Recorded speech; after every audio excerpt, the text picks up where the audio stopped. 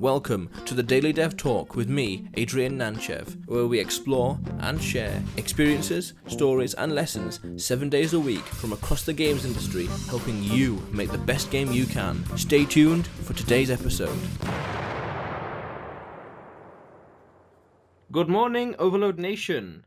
Welcome to another episode of the Daily Dev Talk, where I talk to game developers from across the world to bring you experiences, stories, and lessons 7 days a week. Today, I am joined with Viggo Weiß from the studio TRIG to talk about his first game, Shadows of War.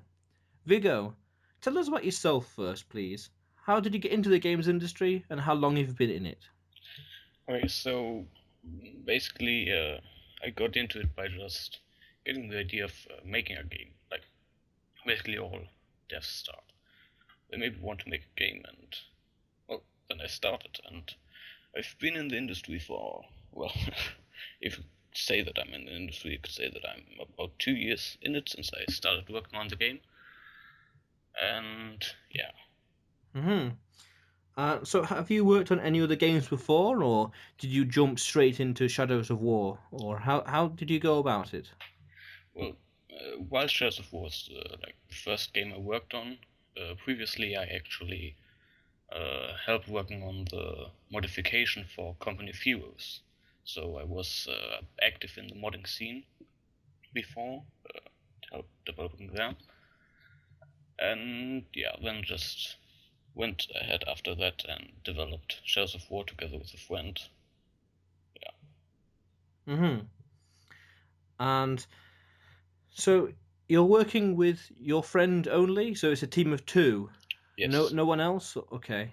And tell us a little bit about the structure between you two. You are the artist, or he's the artist and the programmer, or how's it all working? Yeah, well, he's basically the artist. He's making the 2D art, he's making the level design, he's actually making all the art because I can't draw. And then I'm doing the programming stuff and also doing the support stuff and everything that's not related to art. The sound and music, we've bought the sound from an external site where we could get really good sound effects that are high quality. And the music was made by an external guy that we paid to make the music, and yeah, that's basically how the structure is. So the music and sound is made external, and the art is made by my friend, and I'm then doing the coding stuff and promoting the game and doing marketing and all that. Mm-hmm. So tell us about the game. Tell us about Shadows of War and what you wanted the player to experience at the beginning. Okay, so Shadows of War is a two-dimensional side-scroller real-time strategy game. Some people say that it's a tug of war game, and well, I agree to say that it's based on principles of tug of war. And I wanted the player in the beginning to like just straight jump into the game and just look at it and say, well, I have no clue what I have to do, and then just press a few buttons, and within the first minutes of playing it, like slowly progressing into understanding how the game works and like having the feeling that he's achieving something and learning something in the process. And so basically that's what the beginning of the feeling should be like from the player. And then after some time, when he understands the game principles and understands how it works and how the mechanics works and what he has to look out for in the game, he's experiencing this joy in actually winning the game and progressing, getting better and better in the game. Mm-hmm. I get you. So when it came to promoting the game, what strategies worked and what didn't work? One of the strategies that did work was making Twitter and Facebook like social media accounts and just keeping them regularly active and posting on different forums about the game and answering questions. Especially Reddit helped a bit, like promoting the game there a bit, talking about it, uh, offering people to answer questions about the game development itself helped a bit to promote the game. And what didn't work was to write to sites like Rock Paper, Shotgun, or Kotaku or something to cover the game. That didn't work at all because no one really cared about that. I can't blame them for that, but it was a bit of a down feeling when they didn't even respond or cared about it. But yeah, as I said, it's understandable. So the things that worked was direct interactions with the customers and players themselves. What didn't work was trying to get third-party sites to cover the game for us. That's quite understandable because I'd imagine they would get loads of other articles and loads of other games Yeah, approaching them, and loads of other newsworthy events and scandals and releases or conferences that they would have to cover. Come to think of it, yeah. Hmm. Shadows of War is not really like the biggest game or anything spectacular, so it's really understandable that they would choose to more cover a recent battlefield that has a hmm high potential interest rate in the people. Quite understandable. And you said that Reddit did help. Yes. How so, and in what way? Like just posting a thread, just maybe giving away some keys for the game, and then just offering like an AMA and getting people to ask questions about the game and development and so on, because there are actually a lot of people that are interested in the game development process of games and how things are working, like this interview. Um, Hmm. so in that sense, it helped a lot. Interesting. Yeah, that's worthwhile, especially if you say the people on Reddit are interested in the games and how they're made. Then that's where you could argue where more hardcore players are, where they know more about the game development process and such. Yeah, definitely. But I think that the normal gamers and players, they are covered by news sites, Kotaku, Rock Paper Shotgun, as I already mentioned. I really think that the more hardcore gamers that are interested in the process, like you said, are on Reddit and other forums and actually actively trying to get news about it and interested in it. Interesting. That's worthwhile noting for other things as well. That's a good place to share the interviews as well.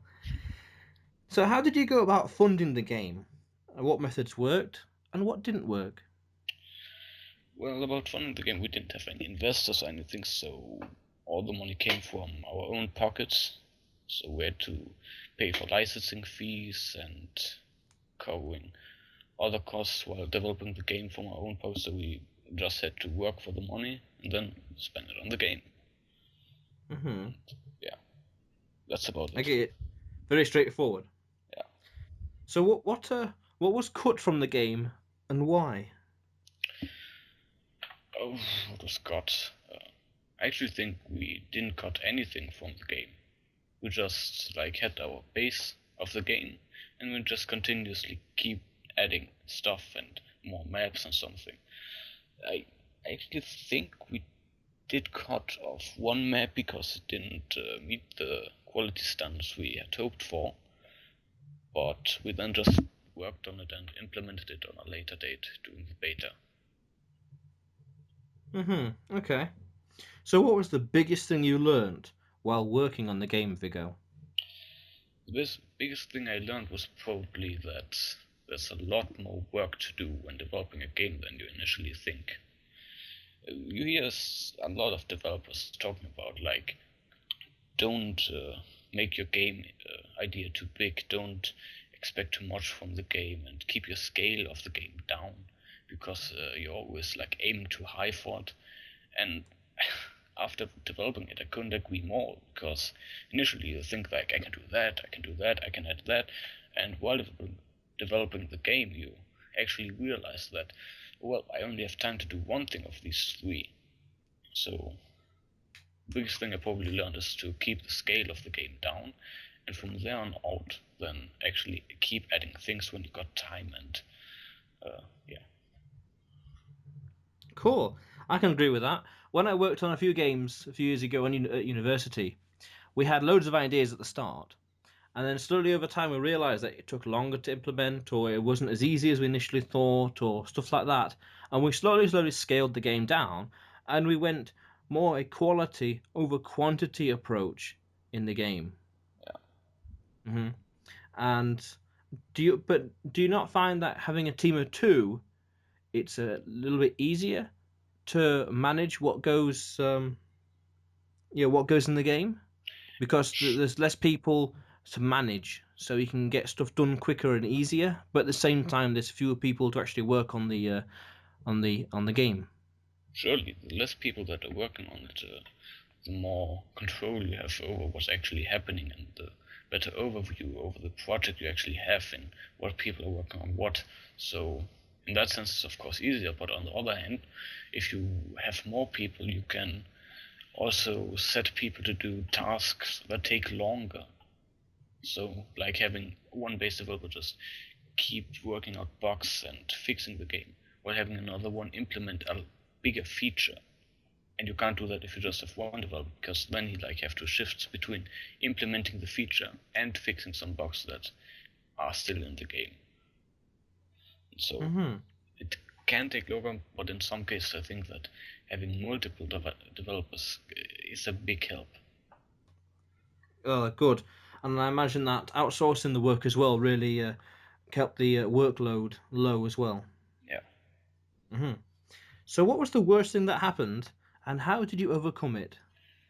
The worst thing that happened was probably the Steam launch, because when we launched the game back in September last year on Desua and IndieGamesCenter.com, we thought we had a good game without many bugs because, well, nobody really reported any bugs, so we thought it was working really well because there were people buying it and they didn't report bugs. But what we didn't think about was that some people didn't care about reporting bugs.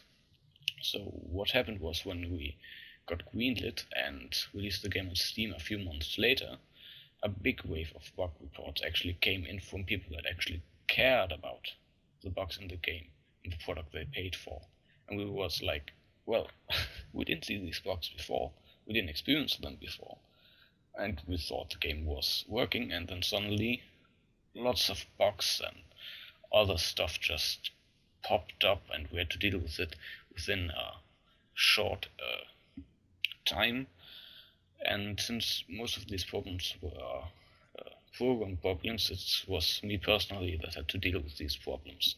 So what I did to overcome it was instead of focusing on the next project immediately and just scrapping the game and saying I don't care about the game anymore, I just said, okay, I'm going to stop all my work that I currently have on any other project or thing, and I'm just going to solely focus on fixing the game for the people and providing them with support. And so what I did was the next 2 weeks I just fixed bugs, patched the game multiple times a day, and shipped a lot of updates and patches. And after the game then had the biggest bugs, I went out 2 weeks after the launch. We just gave the people that actually had bought the game before it worked properly and like we intended it to do or to be. We just gave them a free copy of Shadows of War on top of the one they already had, because we felt like they had bought a product that didn't work and they had to live with that for about 2 weeks before it worked properly, and we did that as a little compensation for what we did and what we Hmm. did wrong. That's quite a turnaround where you think the game is quite bug free, but then the real fans, the people who are passionate about the game, comes along and they report the bugs, as opposed to people who were just a passing fancy and had no real interest in it and didn't bother to report the bugs. That's quite a scenario. Yeah. Um, what was the best game dev purchase you made? Whether it was a software license, top quality piece of hardware or equipment, or it could be simply a comfortable chair and a good desk. Well, because we invested most of our money in the game itself, we didn't have the money to buy a good chair or anything. And afterwards, of course, I would say that a good chair would have been a good purchase. But the best purchase during the development was probably the engine itself, because it really helped with the productivity and it really helped speeding things up when it came to the programming itself, and made things a lot of easier also to ship the game. It was made a lot of easier with the engine, So that was probably the best investment I personally had within the time frame where we developed the game. What engine was that? That was the Construct 2 engine. Oh, wow, really? I've used that as well. Oh, wow. It's a really great engine in my opinion. It's really versatile, extendable with JavaScript, so you can easily add things if you want to, if you like to, if you need to, of course. But still, it's very simplistic and easy to use. Oh, yeah, I agree. I made a small auto runner 2 years ago on my own, like a submarine avoiding like mines and rocks and such underwater. And yeah, very basic, very basic. Did all the modeling in Blender, and it was just like get it all in and done. Very nice. Yeah. I didn't know much about coding back then, like the basics, like inheritance and variables and such. Yeah. And yeah, quite easy to work with. It's visual scripting as well, so it makes it even easier. So wow, yeah, Construct 2, yeah, beautiful engine. Very nice, very simple, compact and concise. Cool. So, do you have any gamer developer related book, lecture, or learning resource worth recommending? Worth recommending, I would probably say if you start developing or want to start coding, you should probably start with C++. And it's the most basic thing to learn about programming and the most versatile thing to use at a later point. Because if you know C++, you can virtually learn any other language, at least in my opinion. So in this case, I would probably recommend like the C++ book from Beyond the Strustrup, the maker of C++ himself, because that's really good and a good resource to keep looking out while learning C++ and when learning C++. At least That's cool. I hear that C++ is very popular and very in demand in the industry. yeah. I've never actually used it. The closest I ever came to it, or anything programming related, is a Unreal Script, Ah. which is a horrible language. Yeah, I used that for about a month and then I was like, nope, I don't want to use that anymore. It's not Oh good. wow, really? Huh. Okay, well, at least we have a what's it called? Blueprint now. I was going to say Kismet, but we have Blueprint now, so that's all right. So, like an Evernote or a Trello, do you have a useful or productivity enhancing software, app, extension, or website worth sharing?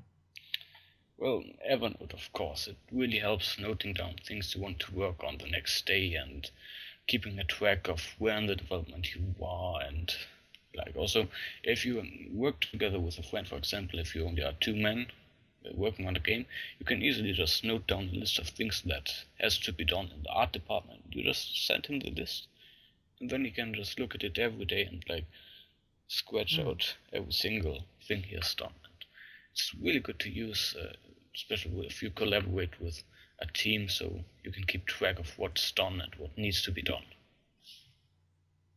So, And any others, or just Evernote? actually, just Evernote. All right. Okay. Okay. I tried to use it a few times. I was never too fond of it, unfortunately, and I just ended up just using notes on my phone in general, like reminders or notes and pieces of paper, writing it down and stuff like that, making a list as opposed to having it on Evernote.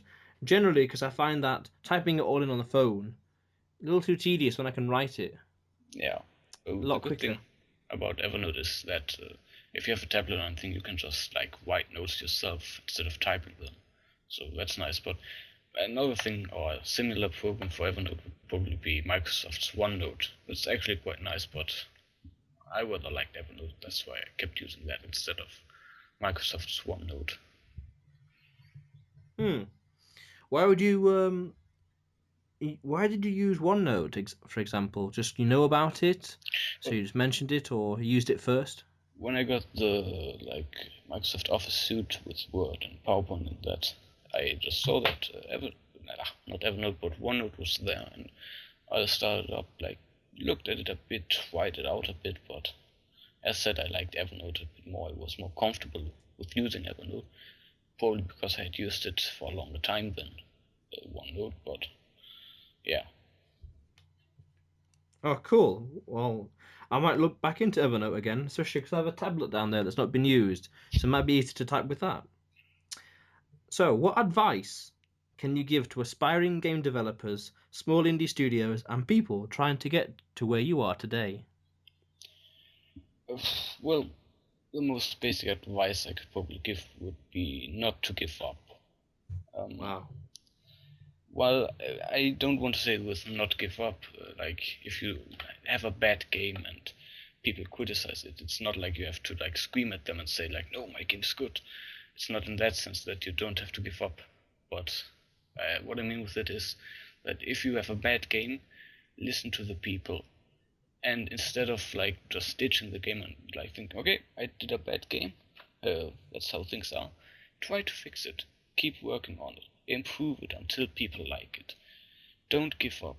Just keep working. And if you work hard enough, you maybe someday get a product that's really good. Hmm.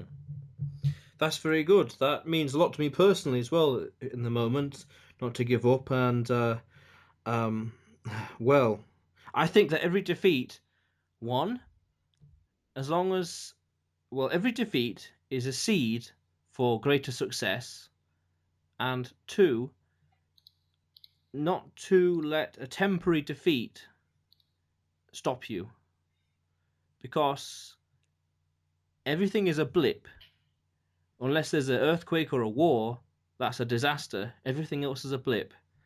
And I like the idea also of keeping the game alive so as to improve it rather than just moving on to the next one. Yeah. Uh, like already Winston Churchill once said, success consists of going from failure to failure without loss of enthusiasm. I I really think remember that. that's a great quote from him. So just keep remembering, like if you keep failing, just keep going, keep working, and uh, that's really how you Wow. keep getting successful or get successful at some point.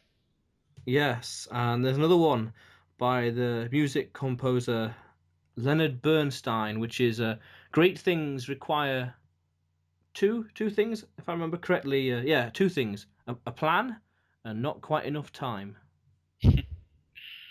Yeah, that's good. So, Vigo, what is next for you, and what's the best way to contact you?